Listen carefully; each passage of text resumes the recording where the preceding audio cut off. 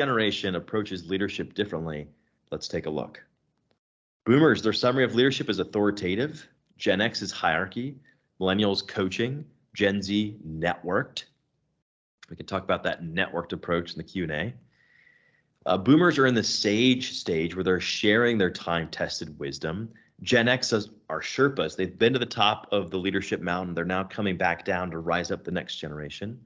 Millennials are soldiers. Gen Z are students. I don't want to step on my lines here. So millennials are soldiers. So they're in the trenches as leaders. They're trying to figure out how do they best lead. They're sharpening their leadership skills. And then Gen Z are students. They're trying to learn, should I lead? And if I do, how best might I lead? And then their attitude around feedback specifically. Boomers, no news is good news. Gen X want semi-annual reviews. Millennials want routine check-ins. Gen Z want 360-degree real-time feedback.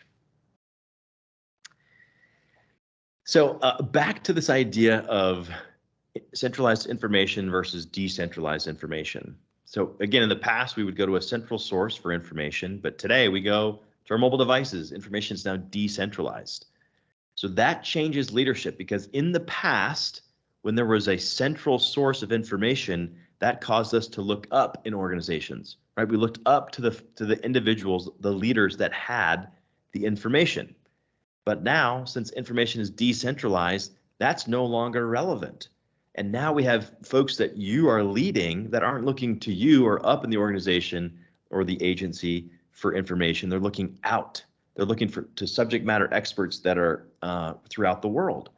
And so it changes how you lead. No longer is there this really top-down approach that effective.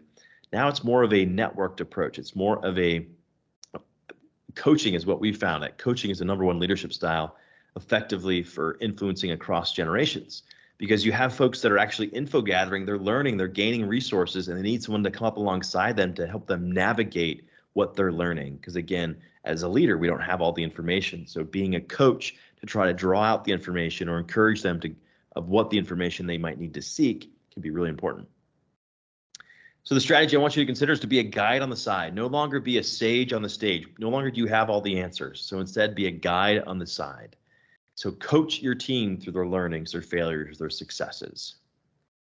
And some of you are wondering, well, what's a coach? How do I best coach? But here's the best way to define coaching, and that is resist advice giving and you ask more questions. Resist advice giving and you ask more questions. This is very simple, isn't it?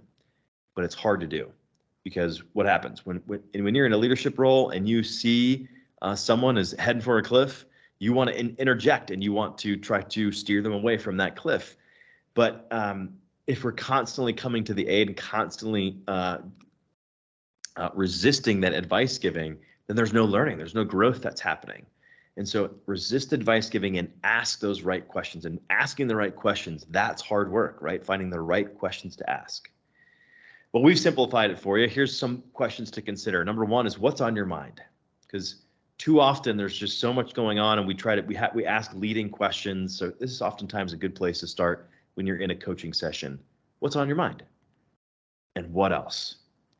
Researchers call these 2 questions, it allows individuals to take an emotional breath where they're just kind of getting things off their mind and off their chest, thinking, I'm not quite sure where I need some help, but these are the things that are going on my team or in my specific role. Here it all is.